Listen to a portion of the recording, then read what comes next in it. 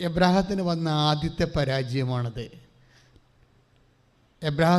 ലോത്തിനെ വിളിച്ചുകൊണ്ട് കൂടെ പോയത്. എബ്രാഹത്തിന് വന്ന രണ്ടാമത്തെ പരാജയമാണ് ഹാഗറിനെ പ്രാപിച്ചത്. അതുകൊണ്ട് തന്നെ എബ്രാഹാം പലപ്പോഴും പൗലോസിൻ്റെ ഭാഷയിൽ വിശ്വാസത്തിൻ്റെ പിതാവാണെങ്കിലും നമ്മൾ പരിശുദ്ധ അമ്മയുടെ റെഫറൻസിൽ വരുമ്പോൾ എബ്രാഹത്തിന് മാർക്ക് കുറഞ്ഞു വരും. എബ്രാഹാം നമ്മുടെ ഈ കാലഘട്ടങ്ങളിലെ മോഡലല്ലാതായി വരും. കാര്യം എബ്രാഹാം തിന്മയോട് സഹകരിച്ചു എന്നുള്ളതാണ് പ്രശ്നം. എന്താ കാര്യം? തിന്മയോട് സഹകരിച്ചു എന്ന് പറയാൻ കാര്യം എന്താണ്? ലോത്ത് ഇളയപ്പൻ്റെ ചിറ്റപ്പൻ്റെ മകനാണ്.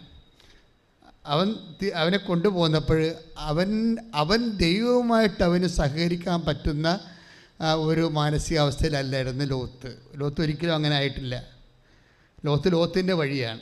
ഇപ്പോൾ യേശാവിൻ്റെ വഴി, യാക്കോബിൻ്റെ വഴിയെങ്കിലും യേശാവിനെ ഞാൻ വെറുത്തു, യാക്കോബിനെ സ്നേഹിച്ചു എന്നുള്ള സത്യമുണ്ട്. ശ്രുതികട്ടെ hallelujah. Take the word of God. ശ്രുതികട്ടെ hallelujah hallelujah hallelujah hallelujah hallelujah hallelujah. യേശുവേ നന്ദി. Hallelujah hallelujah.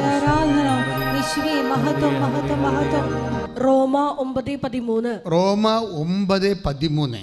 യാക്കോബിനെ ഞാൻ സ്നേഹിച്ചു എന്ന് പറഞ്ഞു. യാക്കോബിനെ ഞാൻ സ്നേഹിച്ചു.